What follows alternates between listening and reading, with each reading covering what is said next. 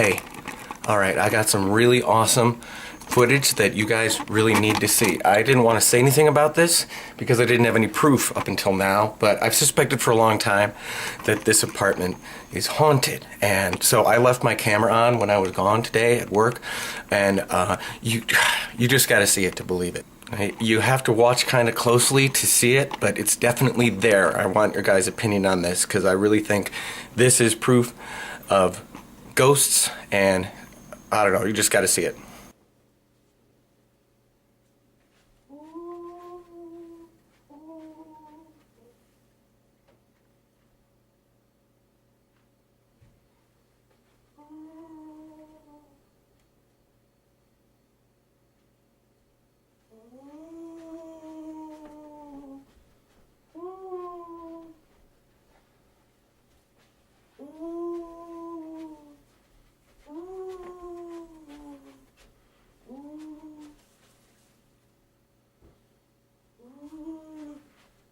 Unresolved issues. Unresolved issues.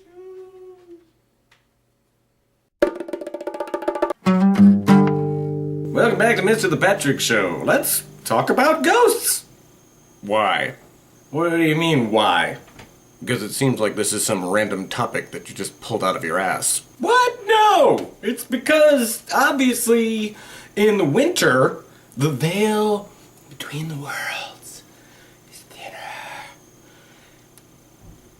Alright, you're right, it's just a random topic that I pulled out of my ass. But it's 6 o'clock here, so I gotta record something, so just let me have this. Alright, let's go. Alright, well, I am not here today to tell you that ghosts are not real, or that they are real, but there are a lot of ghostly phenomena that can happen in the world that are actually explainable by far more conventional means. And so I'm going to give you 3 examples of ghostly things that happened to me that actually weren't ghosts, and then I'm going to give you 1 example that I still never have been able to explain. So, let's do this. Example number 1, doors. As you probably know, before I started working at the hospital, I used to work on one of their off-sites in an empty building in the middle of the night, so I had a lot of experience in that building with weirdly, ghostly moving doors. And probably one of the best examples I have of that was there was one door in one of the hallways that I'd be walking down in the middle of the night, the lights were already off, just the emergency lights on, just me, all alone. And you could always see it up ahead and it was closed, but the closer I got, like, as soon as I got within 2 or 3 feet of this door, it would open up. And then as I passed, it would just hang open, and then if I kept walking down the hall, it would close after I got another, 5 feet away from it. So if I didn't work in this building every single night, and that only happened to me 1 time, it probably would have scared me crapless, and then I would have gone on to tell the story about how there was a ghost in a building for, like, the rest of my life. But it happened every single night. I came to realize that it had to do with the air pressure. And air pressure is like 99% of all ghostly happenings. And the reason why people don't generally acknowledge that is because if you don't work in a field like mine that has to do with building engineering and stuff, you don't have a lot of knowledge about air pressure and the way that it behaves inside buildings, even small buildings like houses and stuff.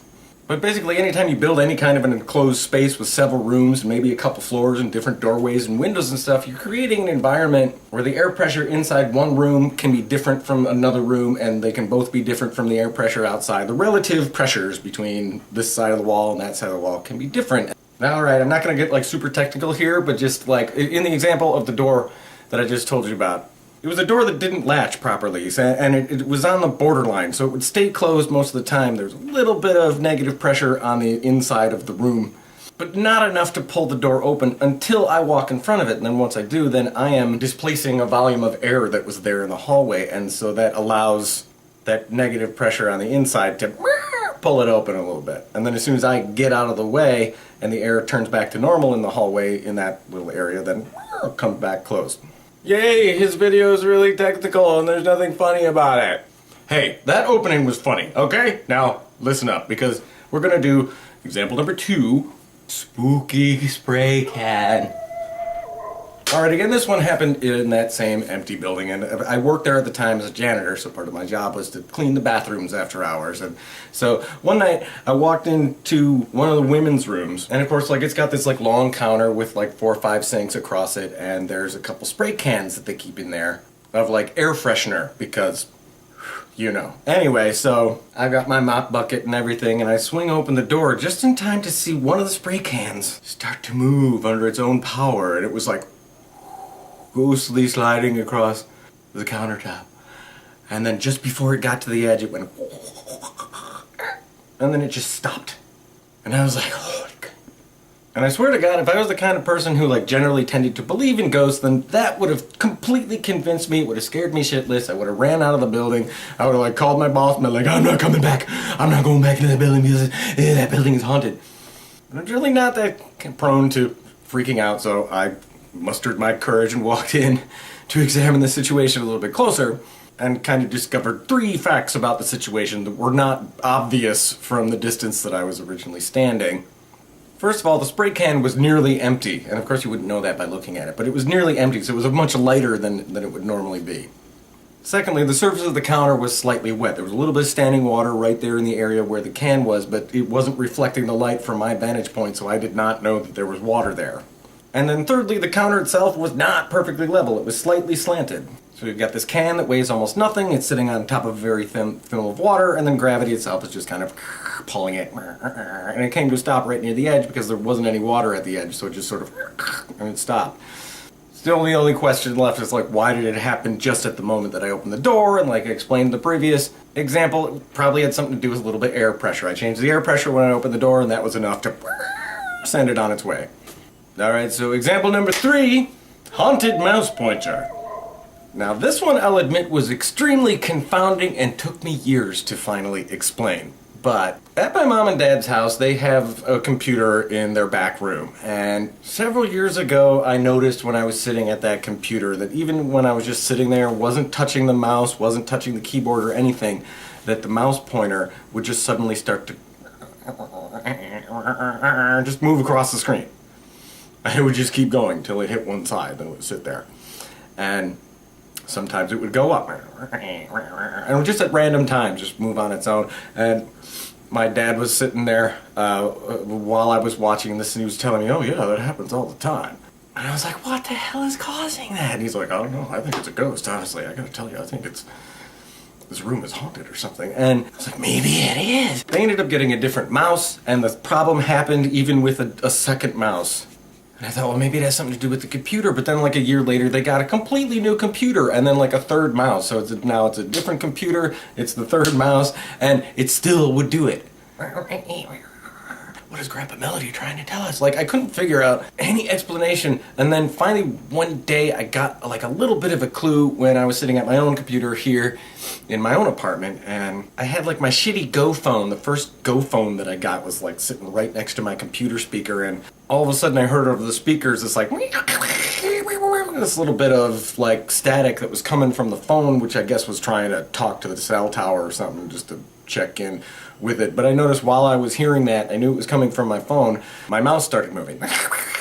And I did a little bit of research on it, found that, oh yeah, sure enough, electromagnetic interference can cause weird things to happen, like your speakers making noise and maybe making your mouse move. And I thought, oh, electromagnetism, of course.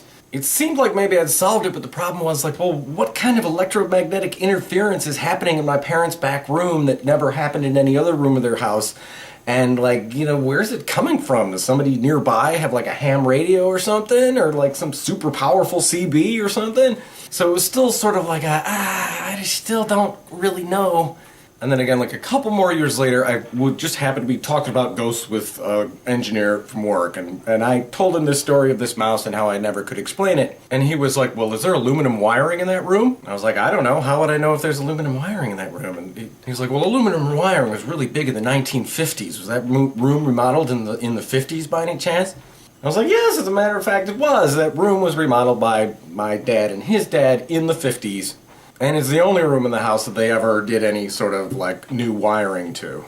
So it tells me the aluminum wiring kind of like fell out of favor because it had this tendency to give off like this radio interference. And finally it was like, that was the explanation. It's just the wiring in the room was causing this interference. It affects whatever computer you put in that room, and it makes the mouse go weird. Alright, so those were my 3 examples of ghost stories that could be explained away by science, but there was this one time, and I have my brother Tim as a witness to it, where we were standing in the kitchen and we witnessed the poltergeist pan. It was back in a period of time when me and Tim were both living at Mom and Dad's house.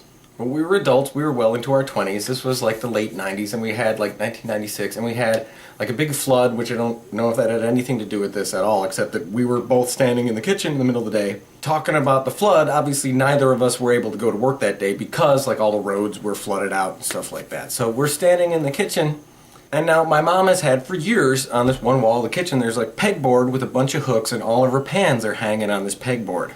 Different sized saucepans and stuff like that. And this has been a feature of our kitchen for like forever, for our entire lives growing up. These pans have been sitting on this pegboard on this wall by the counter. And of course, neither one of us is anywhere near the pans, but we're both like in view of the pans, and we're talking, and all of a sudden one of the pans, and one of the larger pans, just jumps off the fucking pegboard. It didn't just fall straight down, like just jumped out and just bounced around on the floor and came, and we were like, what the fuck? And we look, and the hook is still there. It's not like the hook failed, it's still there in the pegboard, and it's not like it's in there wrong. It's in there securely. It's sort of, angled slightly upward on the part where the pan will be hanging. It's not like, an air pressure, it's like a fairly heavy pan, and there was no like breeze in that room or anything, and nothing like that has ever happened before then or since. And I'm glad that I had Tim as a witness to this, because at least he knows, that this actually happened. And I did happen to have a tape recorder running at the time, because back then I was in the habit of taking like a tape recorded journal. So there is a tape among all of my cassette tapes, hiding back and stored, of that event, of us talking, and you hear the pan and you hear our reactions and stuff. Unfortunately, it was not a videotape, so it's not like incontrovertible proof, but there is some documentation of that weird event. Alright, so there you have it.